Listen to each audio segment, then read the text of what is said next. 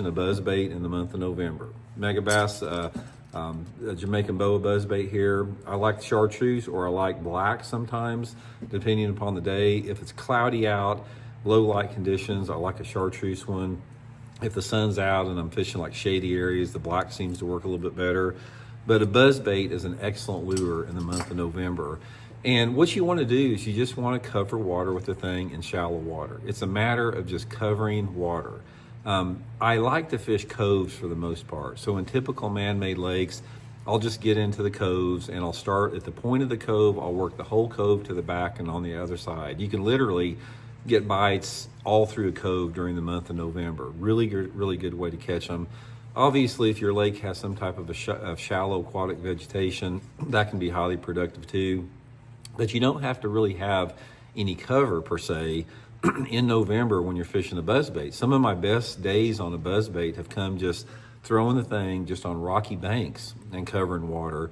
And another thing to remember about a buzzbait in the month of November, guys, is you have to slow it down. So try to fish the buzzbait as slow as you can, just to keep those blades above the surface.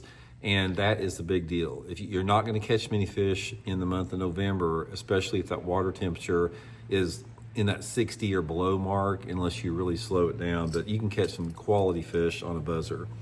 Now, the next one, a lot of you guys that watch my channel a lot, you've heard me talking about this technique heavily the last couple of weeks, because it's probably one of the top 2 or 3 ways to catch them, and that's burning a spinnerbait.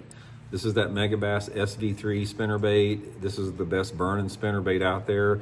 And in November, when that water temperature is in the 50s and 60s, I like to get on steep rocky banks, bluff banks, steep rocky banks, points, especially the ones that have a little bit of wind on it, and burn this thing like an inch underneath the surface. And I'll make long parallel casts down a rocky bank or fan cast all around the points, and just fish it fast with a fast stop and go retrieve, not letting it go, but about that far under the surface.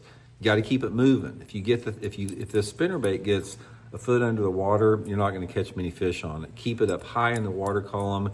And again, like the buzzbait, it's a low light technique deal. So this is going to be a technique that works good early in the morning or late in the evening, or on some type of a cloudy, rainy day.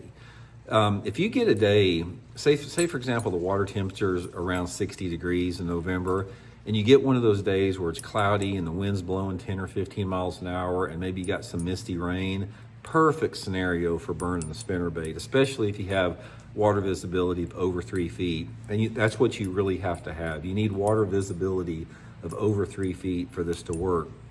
And probably one of the best ways to catch them on it